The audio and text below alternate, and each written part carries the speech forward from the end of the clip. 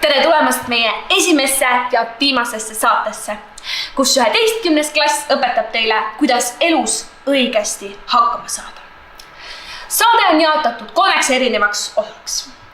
Esimene osa on suunatud küll meie tugevatele noormeestele, aga palume kõigil asjaosalistel tähelepanelikult kuulata.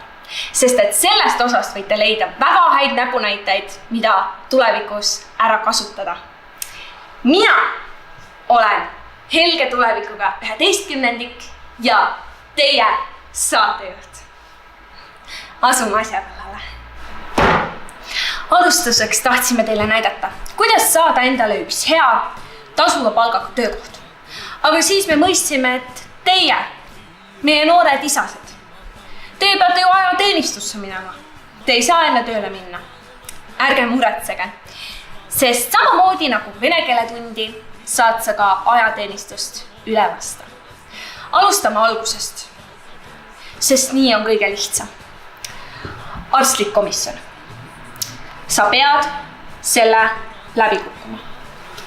Sa võid arvata, et kui sa teeskled, et sa oled peast natukene kuku või et sul on luulud, siis sa saad arstlikust komisjonist ära.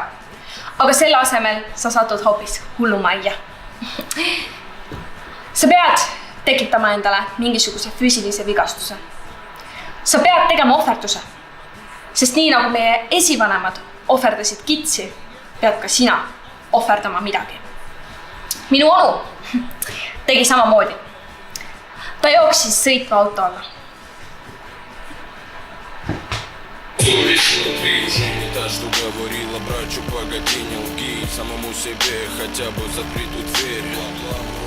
Натянули грабли якобы для добра, но пробиты души и прокуренная любовь. Эти игрушки доведут до дурки, не хватает слов. Вруби мозги, заруби на носу, пока соблазны манят. Да мороз геранят раздором сытой твари. Мне присуху целый дом, приколи мне, как улыбаться научился через силу. Я бы заделался Мари. Siin on pildid minu onu seljast enne ja pärast õnnetust. Nagu te näete, siis selg on kõver. Aga täpselt tänu sellele ta arstlikust komisjonist läbi kukkuski. Või peaks ütlema, et läbis edukalt. Soovitame ka teile sõitva autode jooksmist. Võite seda teha kas koos sõbraga või siis lihtsalt mõnda pahaimamatut võõrast üllatades. Peate lihtsalt vaatama, et autokiirus oleks piisavalt kiire.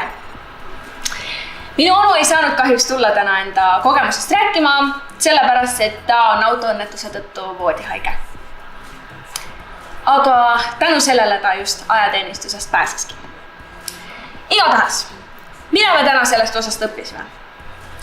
Ära teeskle, et sa oled loll. Jää auto alla.